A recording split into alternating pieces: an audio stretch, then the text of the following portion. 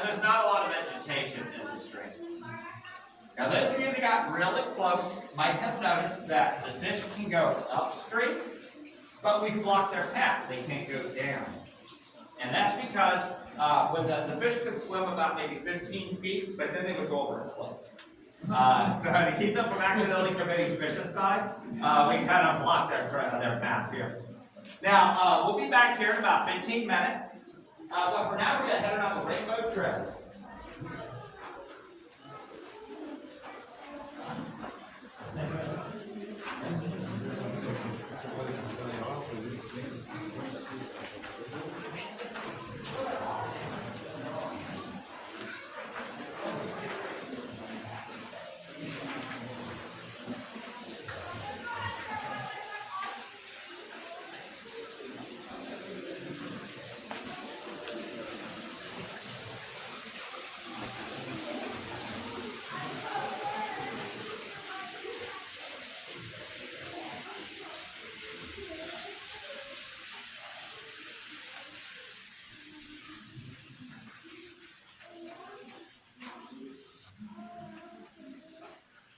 Now, when you turn the corner, you start to head down the Rainbow Trail.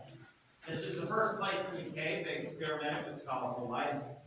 The thinking was that by this point in the tours, small children and toddlers would be getting fussy, and colorful lights would entertain them. And it didn't do anything of the sort. But adults liked them, so they actually ended up entertaining an entirely different group. Now, as you head down the trail, hang to your right so you can look up. There's another one of those cracks up there, but this kind of didn't fill with clay. So there is a beautiful view of stalactites, stalagmites, and columns. You can also see the natural coloring of the cave. White is calcite, gray is magnesium sulfate, and the reddish brown is iron oxide. Now, at the bottom of the Rainbow Trail, we have my favorite stop in the whole cave.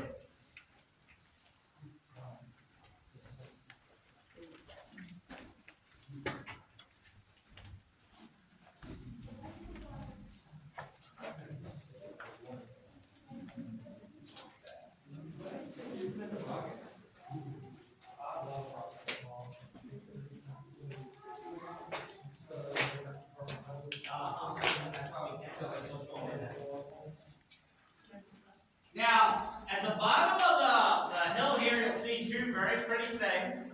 One is a lake. This is a reflecting pool.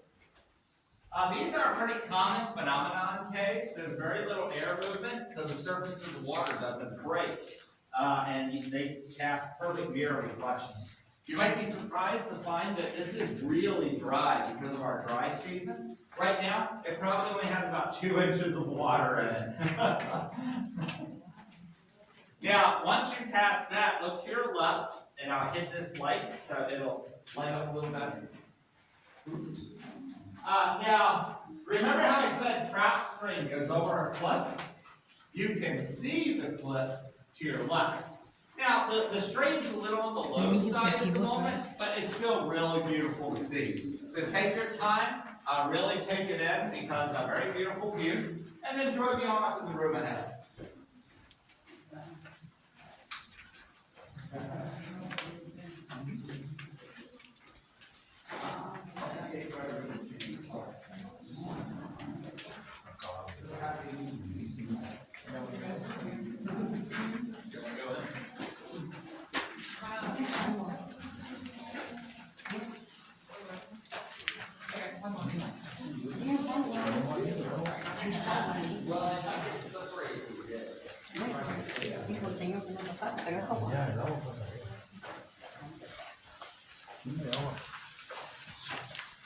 Chia sao rồi?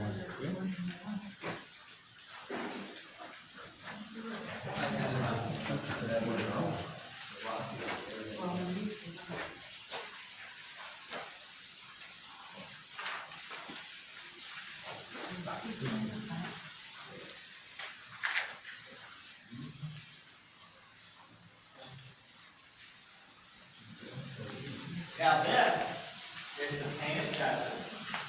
A lot of people think the ceiling is kind kind of looks like the Maltese formation down there.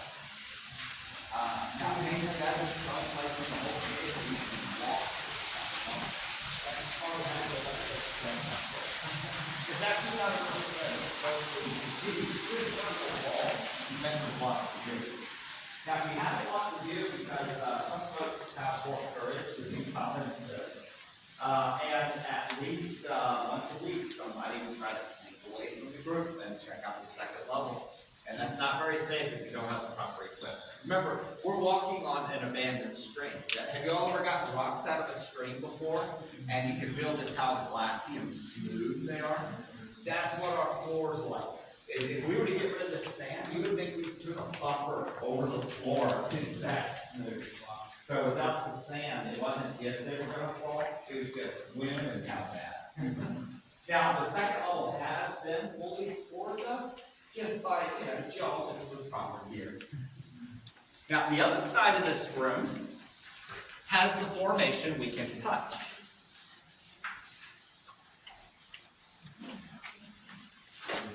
This is a stalactite. Now, flip it in your mind. What's on the floor is actually its top. That used to connect to the ceiling next door. It probably broke because of a flood. We'll never know for sure. It was broken when the cave was discovered. But when it broke, it hit the ground. This part shattered, but the rest stayed intact. Dr. Amos is going to take this to the surface. It weighs over half.